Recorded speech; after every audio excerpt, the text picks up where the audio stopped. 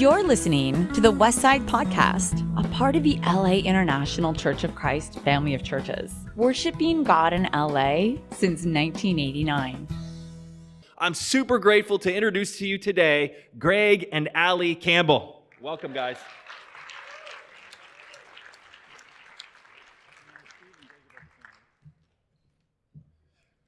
What's going on, fam? Well, it's been great just being here, to be honest. Just to have great fellowship with many of you guys already, and looking forward to the picnic afterwards. And because we'll tell more about our story, but it's been very enriching for my wife and I during this time. And so I just really appreciate just how God's Spirit is always the same in His churches. And you guys, even though you might just be meeting us for the first time, you have played a vital part just to really encourage and strengthen us during this time. But as we said, we are from, not born and raised in Kentucky, just so you guys know, because I was I don't have the accent. She doesn't have the accent at all. At least I don't think I do. But yeah, we the three essentials of Kentucky are basketball, bourbon, and horses. So if you want to talk about that afterwards, we would love to. We know a lot about that, kind of. This is my wife, Allie. She is the love of my life. And she's why our kids are beautiful. And as you said, we have a daughter named Amaya, and this is little Greg. I always say like that, hey, little Greg, you on the block, man? I see little Greg. He's 4 months old, but he's the size of a 6-month-old, so I'm not looking forward to paying for his food later on. But it's just been a great time, and I want to thank Steve and Carrie just for bringing us out here, and the church for bringing us out here, for real. It's been, like I said earlier, it's been a really good time. You guys are amazing, just spending time with you all, and just hearing your guys' story, just you guys helping us with our kids, and just being understanding in this crazy time. It's very warming to us. But before we get started with today's sermon, let's go to God in a word of prayer.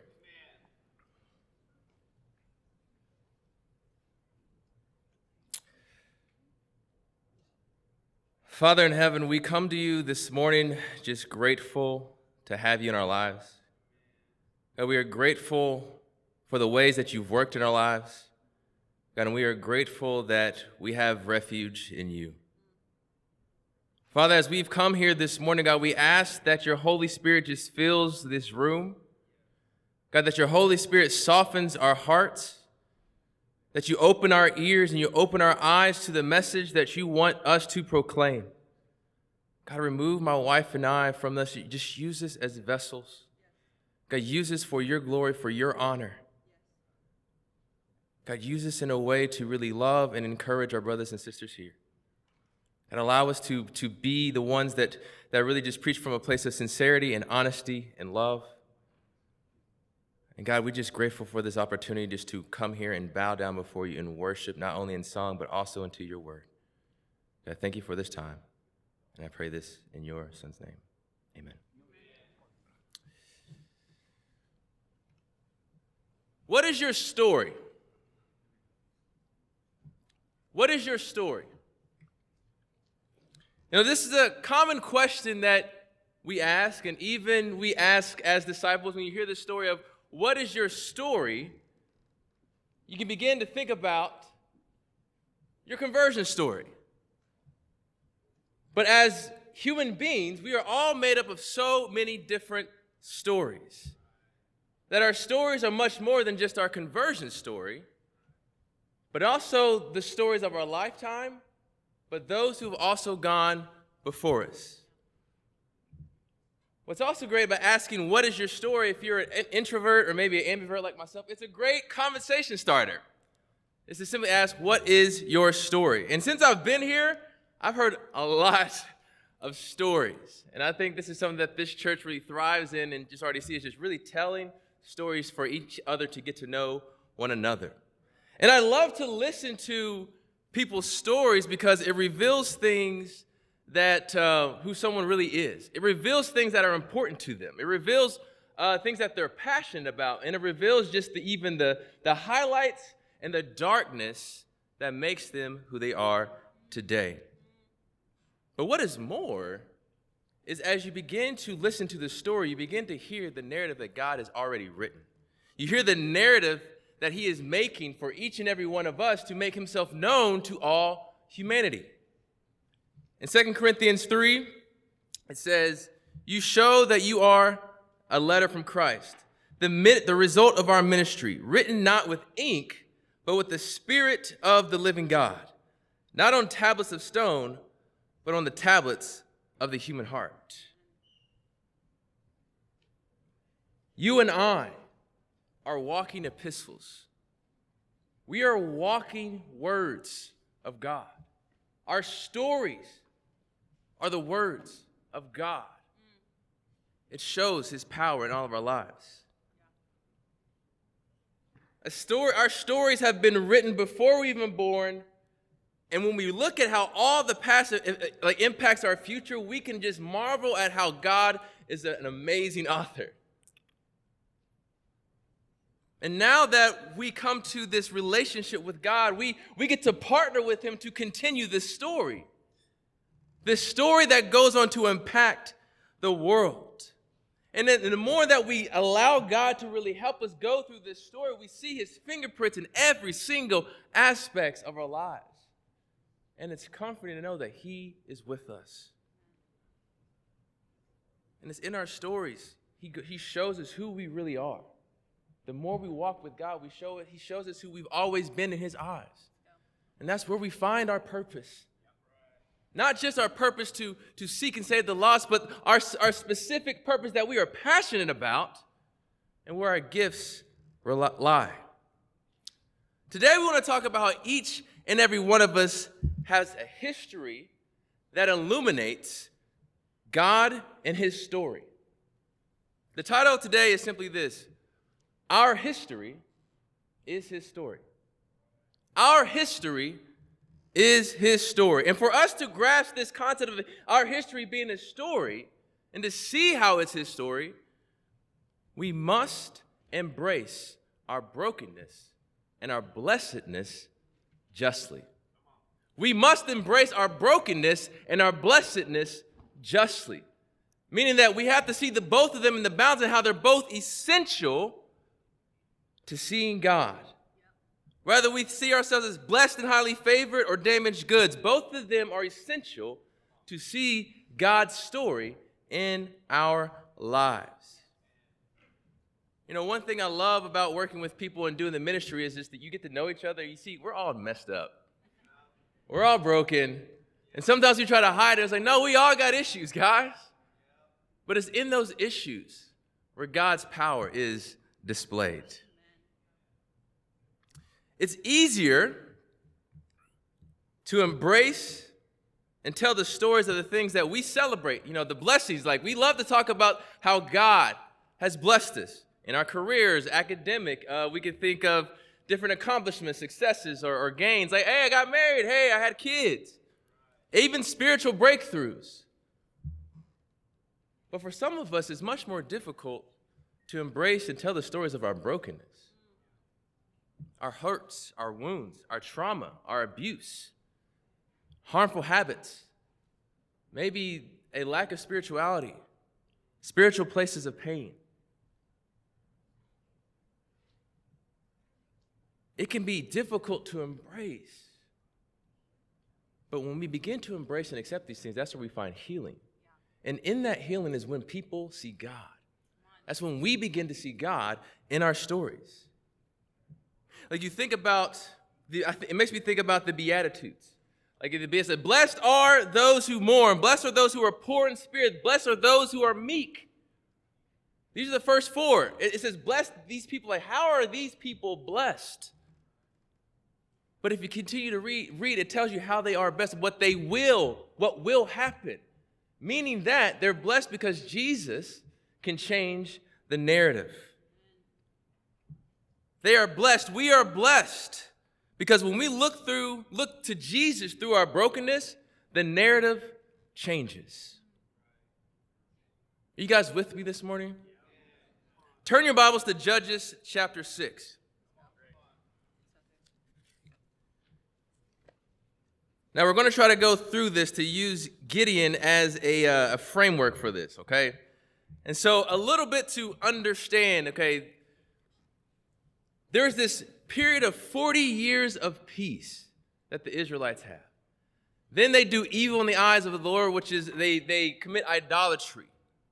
And in this idolatry, there is idol worship. There is it's like an act of spiritual warfare. Okay, and so they're praying to this god of weather and this god of a fertility. And at the time, it's like, okay, it wasn't like they weren't worshiping Yahweh God. They were worshiping Yahweh God and these other gods as well. But God is very clear. He's like, worship no other God. There are no other gods before me. Okay? So because of their evil that they did in the eyes by worshiping these false gods, they went to 7 years of oppression and poverty. Now imagine going through 40 years of peace and then having 7 years of oppression and poverty. We've gone through years of COVID. Imagine COVID for 7 years. Even after experiencing 40 years of peace, we can see just in our time of just a few years of COVID how it's changed our norm and it's changed us. Now imagine 7 years of that. And I'm saying this to kind of understand the scenario that's going on here.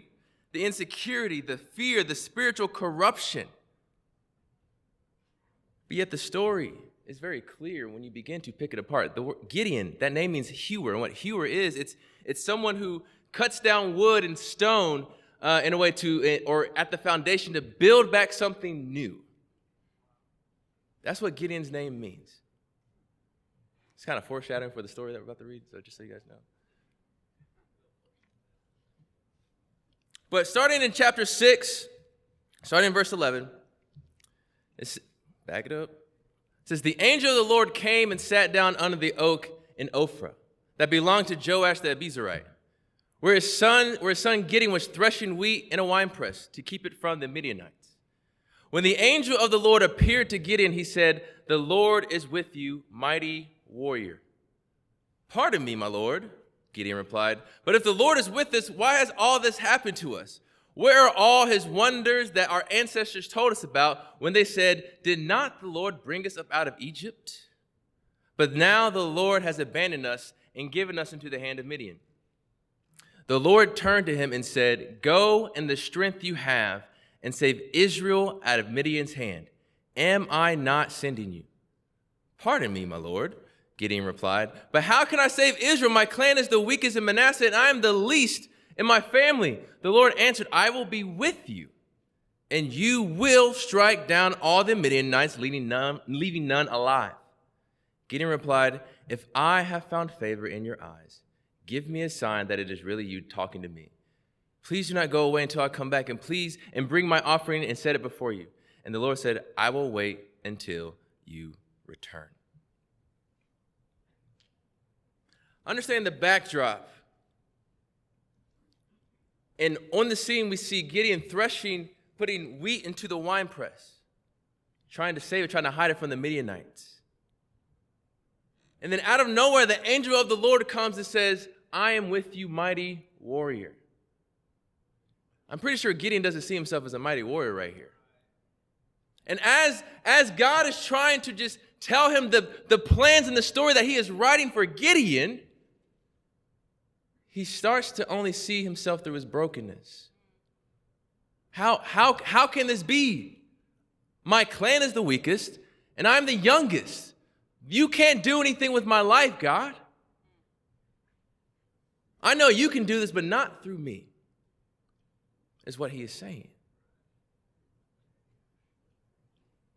But there's this, he asks for a sign because he does believe in the power of God. It's just kind of like he's saying, he goes, I do believe, but help me overcome my unbelief. And so he asks for a sign because he wants this to be his life, but he needs a little extra push. And I think we all can relate to this because going through what he's gone through for the last 7 years and how he views himself, and see, like, you're this mighty warrior, like, oh man, like, to go deliver all of Israel, that sounds like a lot, God. I don't know if I'm ready for this to be the next chapter of my life.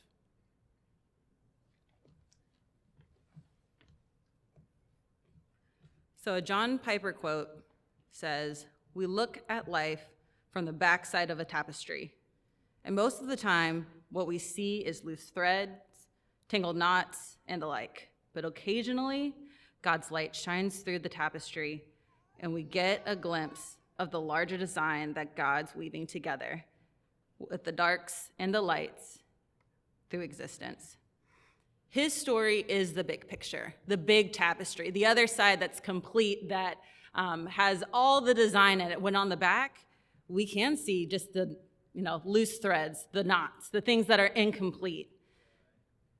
I can relate so much to Gideon because, circumstances, they can define us. They can define me.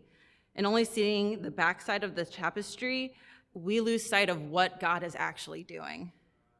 I've constantly battled wanting to prove myself, wanting to show my worth, wanting to show my value, to prove to others, but also to prove to myself that I am good enough. I am worthy. In my childhood, there was abuse that I had rejected, I ignored, I never spoke about, because I was ashamed. I was afraid. I was afraid what my family was going to think. I was afraid of what other people were going to think of me. And when I started studying the Bible at age 14, questions were asked, but I quickly dismissed them. I purposefully withheld information because of that shame, of that rejection that could possibly happen.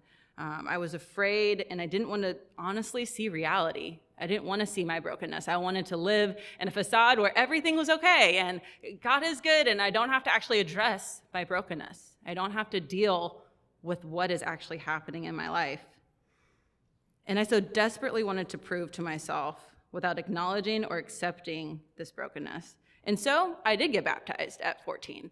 And I went through the teens, and I went through campus ministry, constantly trying to prove my worth to people and to God, trying to keep up the rat race, trying to prove, okay, I reached out to this many people, or I studied the Bible with this many people, or baptized this many people, just to prove that I had it together.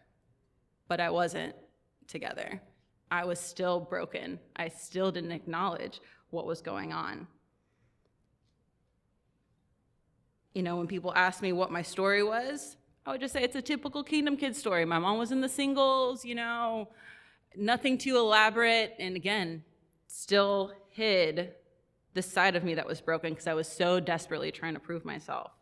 It wasn't until 2020 when my awesome husband, I was sharing my story to some of our friends, and something from that, because he's heard it before, came up where he started asking me questions.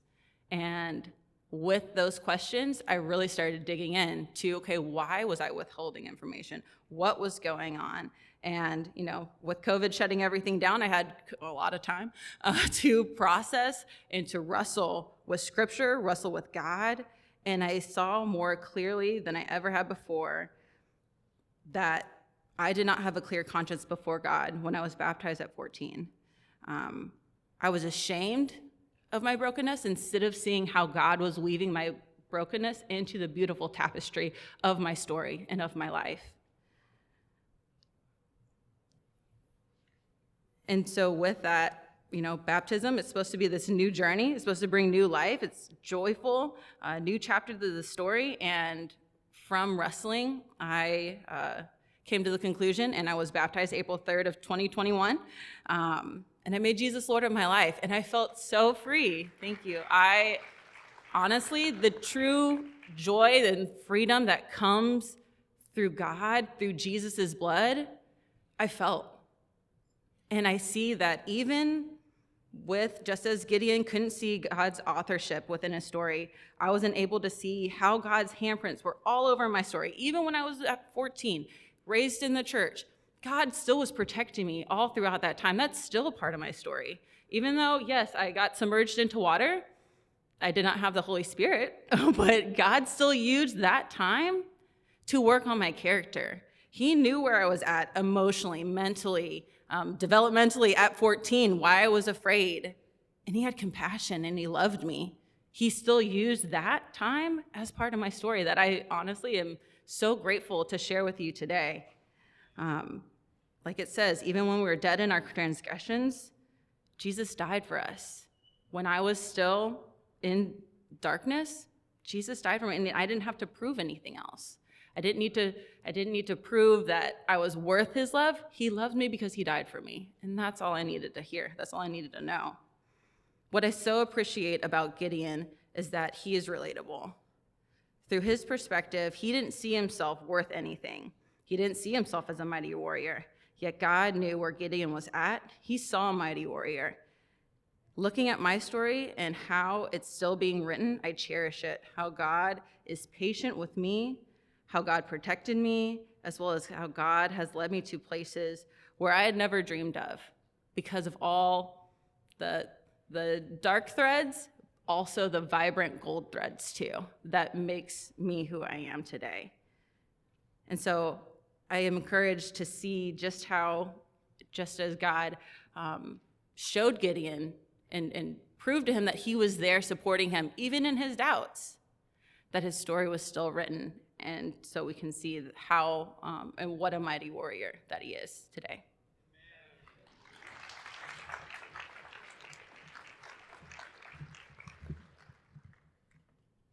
After this sign, Gideon began to turn the pages to really see what was next in his story. And God met him right where he was and invited him to partner with him to write these next pages and to write this next arc of the story of God.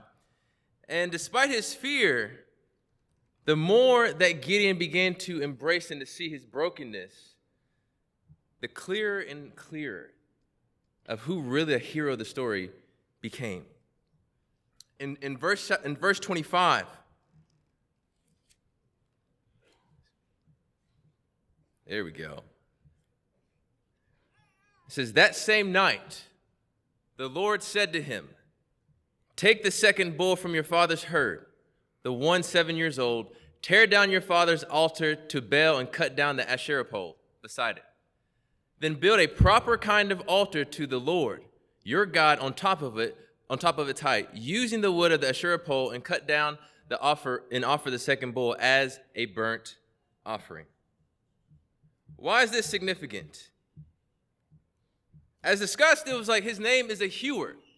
And God said, this is what I want you to do, to cut these things down and to build something new for me. And what happens after this is exactly what Gideon does. He does it at night so that no one else will see him, but then he's also shocked at the response of the people. He was afraid of what they may say. He was afraid that they may see him or stone him, make him an outcast. But instead, they rallied behind him. He grabbed the horn and blew it and said, follow me. Follow me. And even though it took the prompting of God to allow Gideon to tear down these false gods, and even though he still had his own doubts about himself, God still used it to write a story, to see how God was continuing to move despite his heart, despite how he wasn't all in yet. And what takes place next is he asks for two signs, and he's like, hey, show me, make the grass wet and this fleece dry. Okay, here you go, boom. Okay, don't be angry with me, God. Can you do that in reverse? Just so I know that you are with me. He's like, okay, here you go. He's like, man, I thought I was going to get out of it. But the story continues where he's bringing him to this battle with Midian. And he has this massive army to go against them. But God's like, you know what? We need to shrink this army down so that people don't think it was from their own hands that they were saved, but they know that who the real Savior is, and that is God. And so it dwindled down to 300. And going to chapter 7, we'll see a little bit more of what happens. Now, this is going to be a little bit abridged, but I want you guys to see the story here. So it says, during the night, the Lord said to Gideon, get up and go down against the camp, because I'm going to give it into your hands. If you are afraid to attack, Go down to the camp with your servant Purah and listen to what they are saying. Afterward, you will be encouraged to attack the camp." So he and Purah, his servant, went down to the outposts of the camp. The Midianites and the Amalekites and all the other eastern peoples had settled in the valley, thick as locusts. Their camels could no more be counted than the sand on the seashore. And so Gideon goes down. He says, if you are afraid, you can go down and hear this, what's being spoken. And Gideon goes down there. And as he's approaching, he hears someone talking about this dream that he says, this is nothing but the sword of Gideon. And in this moment, something switched in Gideon. Something switched. Again, seeing God, meeting him where you're at, he's like, if you are afraid, Gideon, I know you're afraid. Go down here and listen to see what I am doing. And his response is that he bowed down and worshiped. When Gideon heard the dream and its interpretation, he bowed down and worshiped. He returned to the camp of Israel and called out, "Get up! The Lord has given the Midianite camp into your hands." Dividing the 300 men into 3 companies, he placed trumpets and empty jars in the hands of all of them with torches inside. "Watch me," he told them. "Follow my lead. When I get to the edge of the camp, do exactly as I do. When I and all who are with me blow our trumpets, then from all around the camp blow yours and shout for the Lord and for Gideon." And 300 men decimated the Midianite army. When I read this passage just now, it's like, this doesn't seem like the same Gideon. How he is talking with so much conviction, so much confidence and belief. Something happened when he went down to the camp to hear this dream and its interpretation. In this moment, he stopped believing in his own narrative through the eyes of his brokenness, but to see that despite his brokenness, he is blessed by God because God is with him. And in that, he began to be all in. He began to believe in what he has been given, to see that God has given him enough to deliver the Israelites from the hands of Midian. Because it doesn't seem like this plan that he made up came from God. He's like, just do what I do. Somehow he knew this is going to work out. Or maybe it was just like, all right, well, if you're with me, God, let's just do this. I think it'll work. And God blessed it. God blessed it. For you and I, when we begin to believe who God has created us to be, when we begin to believe and see the story of that our brokenness is essential to see our blessedness, the combination of this is just, it's life-changing. We begin to believe in the things that God has given us. We begin to believe in who we are and who we have become. Not from a place of doubt, but a place of conviction.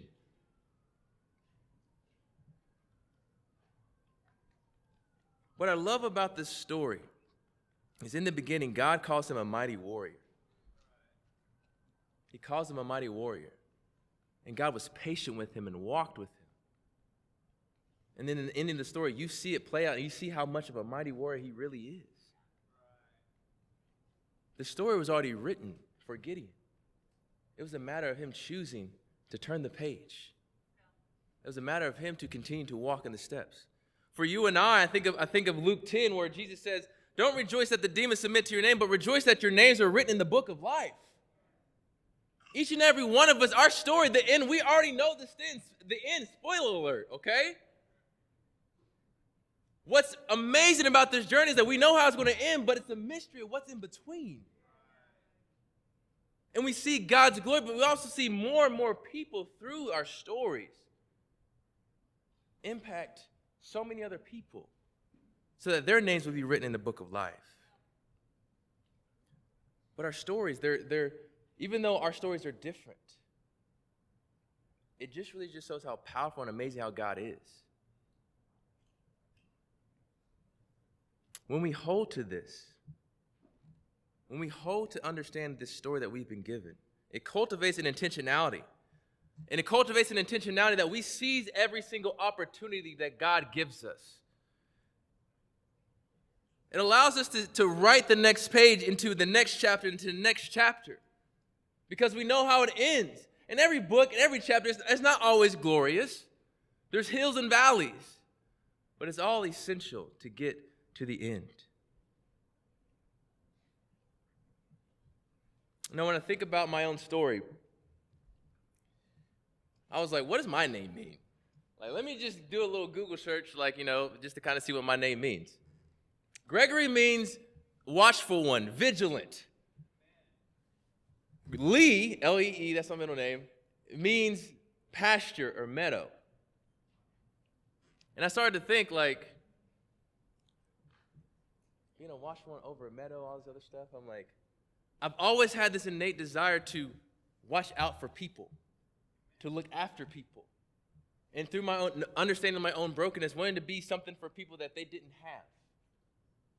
And being aware, being observant. I can think about how my dad raised me in that way. And I'm like, this is kind of strange that my name means this, and I'm pastoring God's people.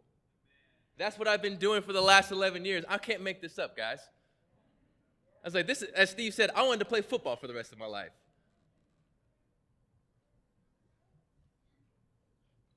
But it didn't start out that way.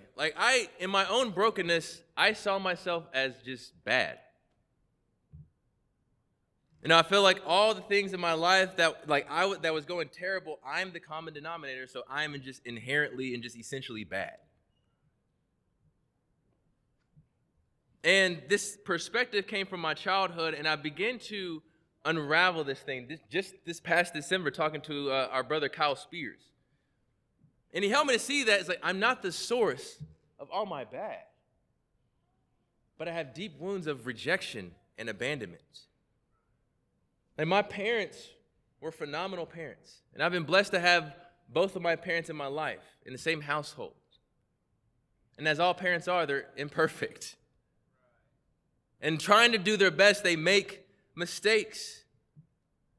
I have feelings of rejection from my mom because I remember growing up, it was do this, do that, behave. You have to act a certain way to get praise.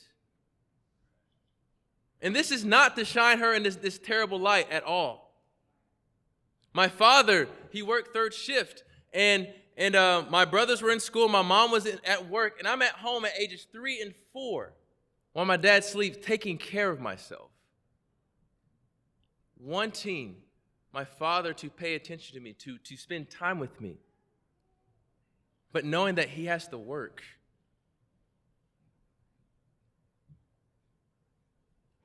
I don't blame them. I don't. Because understanding more of my story, I don't think I could have done any better. My last name, Campbell. It's Scottish. I don't look Scottish at all.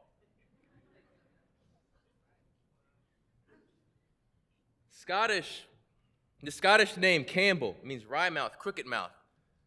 The Scottish, the Campbell clan, they came into the Americas in the 18th century. And there's Campbell plantations in the deep south. My father is from Mississippi. So there's probably a high chance that my ancestors adopted the last name of their slave owner. This is essential to my story. As we're in Black History Month, you can look around and see people of color. Black, indigenous people of color, to be more specific. When you look at them, I want you to see that they are Black history. Black history isn't about the struggle and the struggle alone, okay? And what slaves and their civil rights movement had to go, all that, it's much more than that. It's to see people of color and acknowledge them as human, as your peers, to see them, to see their color as something that is unique, different. Not different in the sense of it's just different in a good way. I look out to the sea of people, it's beautiful. You see a rainbow of colors, it's beautiful. And those who are melanated, they want to just be seen the same.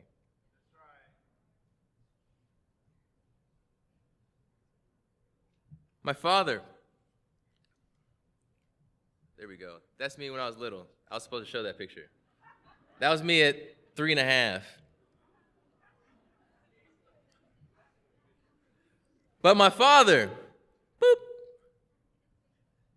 born in 1960, his father was a sharecropper. And he told me later on in life that there was a time where the KKK beat him to a pulp. And he did not retaliate because he knew if he retaliated, that would end his life. Him being a sharecropper was the way that they survived. My dad in high school, he would go to school, he would get off school early, go drive a school bus for the elementary school kids, go back to school for football practice, go home to go work in the fields as a sharecropper, then finally eat, then do homework, go to sleep, get up early, and do the same thing the next day. What was common was burning crosses, lynchings. There was a time where their well water got poisoned, and the FBI did nothing. They just said, sorry about you. My dad's younger brother was murdered by a white woman who later came forward and she confessed to my grandmother, and she said, there's been enough harm already. Just go. My mom, she had a mixed girls experience. That's a whole nother story for another day, okay? But this is the reality that they grew up in. And then now in the 80s, they're asking themselves, how do I raise 3 black boys in America? How? How do I do this even experiencing my own trauma? They had a heart to want to give us greater opportunities. Like I said, I don't know if I would have done anything different. How my mom raised us, she was trying to raise black boys to be in a white majority world, to act a certain way to survive. My father worked terrible hours to provide money to give us opportunities that he didn't even have. Yes, I was wounded, but I understand and I don't blame them. I say this to because we've all experienced different things. But maybe if you take a step back, we may see our own issues in history a little different, where we can see compassion. Even after everything my father bestowed upon me, he told me these stories much later, and I was like, why did you wait so long? Why didn't you tell me? He's like, son, you would fight at the drop of a dime. I know you. Yeah. He's just like, it's not worth it. And he never met a stranger. My dad would talk to anybody and everybody. And then when realizing, I was like, Dad, but how don't you have this hatred? He says, the hatred has to stop somewhere. He goes, I want to do my part to stop the hatred. But I'm like, it shouldn't be you the one. They need to be the ones that are trying to reconcile. He's like, son, I got to do my part for you and for your kids.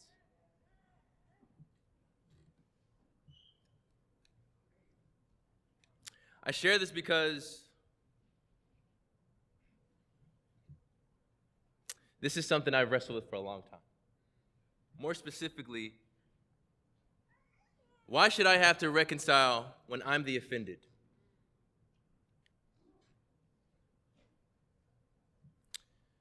In Romans chapter 5, verse 10, it says, for if while we were God's enemies, we were reconciled to him through the death of his son, how much more, having been reconciled, shall we be saved through his life? We were the offenders. God is the offended, and he reconciled himself to us.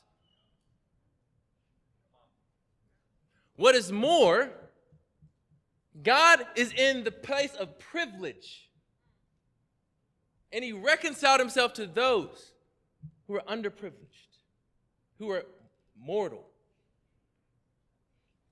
Meaning that even in our social structure, it doesn't matter where you stand. If you are a follower of Jesus, you have no excuse but to reconcile yourself to others.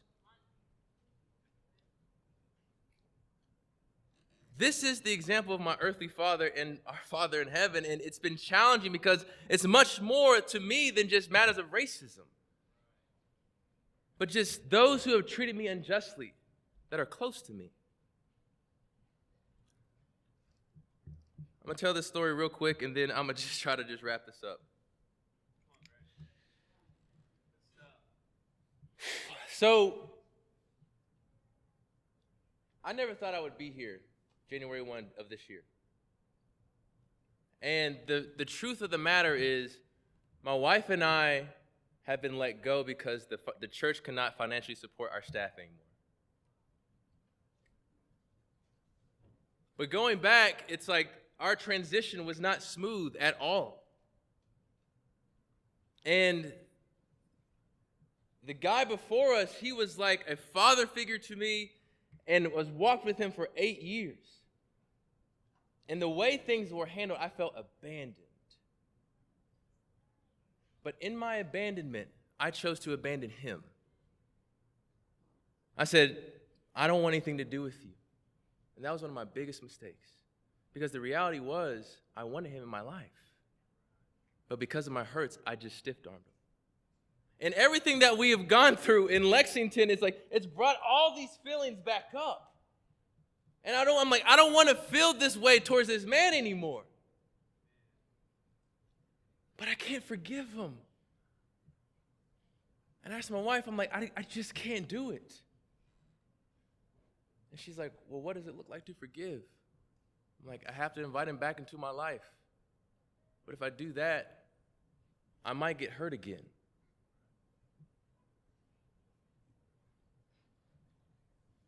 So a couple weeks ago, I called him up and we talked a little bit, and I was just like, hey, I need to ask for forgiveness. Because how I feel right now towards you is not fair to you. Because the grace that God has given me, no one deserves to feel this way towards anybody else.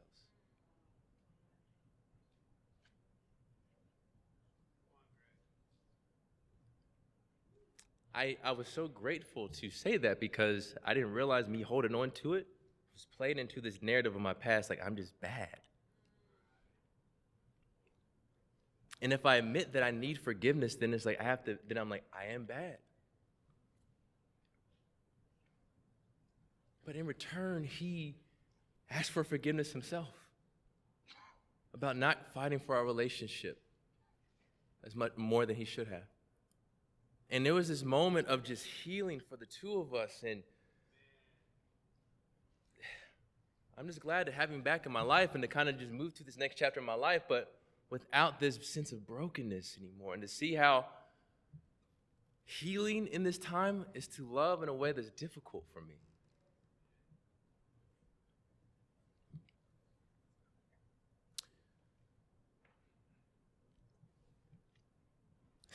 Whew.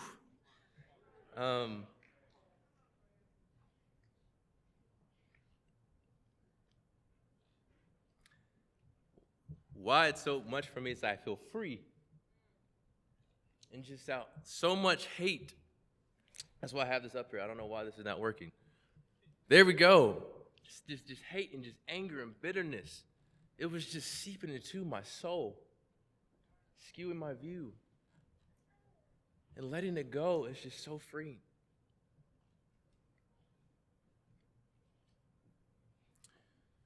You know, our brokenness to the eyes of our blessedness allows us to no longer be defined by our brokenness. That's why it's so essential to the story, to our story, to God's story, to see that we can be sinners and still have someone die for us. And then I think of 1 Corinthians 6 where Paul says that's what some of you were, that we can still sin and not be seen as sinners. God gave us a story. But God is the story. He is the main character. It's his writing, his authorship that makes our story so significant. Because you think about the way that you live. Why would you live this way if you didn't believe in this all-powerful God? He makes us significant.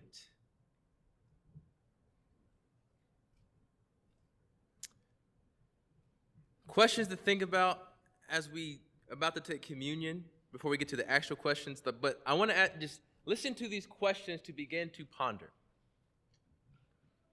What do you allow to define you? Do you see your narrative just through your blessedness or through your brokenness? Or do you see both as essential to see God's story in your life?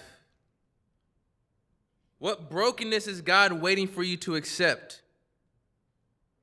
What blessings are waiting on the other side of accepting it? Ponder these things because they'll help you answer these questions.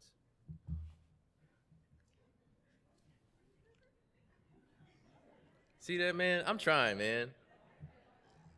There we go. If you were to redefine your story through God's story, how would it change your narrative? Second, who could God impact through your story today? These are the two questions I want us to discuss as we take communion. Amen? Amen. You can break up to your groups of 2 to 4.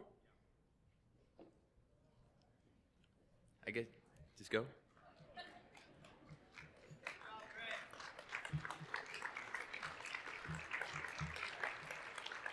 One second. Oh, hello. Here we go. All right.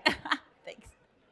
Oh, thank you guys so much for allowing us to speak and for Greg to preach for you, for us to just come before you and share our story. I hope that this time you guys talking together allowed you to really talk about how your story is beautiful, how your story is truly God orchestrating it and building a beautiful masterpiece through it all that can not only help your perspective and as God continues to write your story, but also to help others as well. Right now, we're about to take communion, so I will pray. Please bow your heads with me. Father God, I am in awe of how you love us so much, God. You allow situations not to define us. You allow things to happen, the good and the bad and the ugly, and still, God, you can make it beautiful. You can make something that looks dead to come to life again, God. You can, you have formulated us into your body, and you've made us new, Father. Thank you for providing that through your Son. Thank you for his sacrifice. Thank you for seeing us and writing our stories with us, Father, that you are partners with us, that you don't force us to do anything, but you want us to walk along with you, to follow you, to see, honestly, how beautiful it is when we're in line with you, Father, when we're following your light, when we're following your Spirit, Father. I pray just for right now that we can just remember how you have blessed us, how you have provided for us, how you have secured us, and how our name is written in the book of life, God. Thank you so much. Thank you for your Son. Thank you for your Spirit. And thank you for your love. Thank you for helping us write our story and continue to help us, continue to bless us with it being written. I love you. In Jesus' name I pray. Amen. You've just listened to the Westside podcast. For more information about our ministry, please visit thewestsidechurch.com or laicc.net.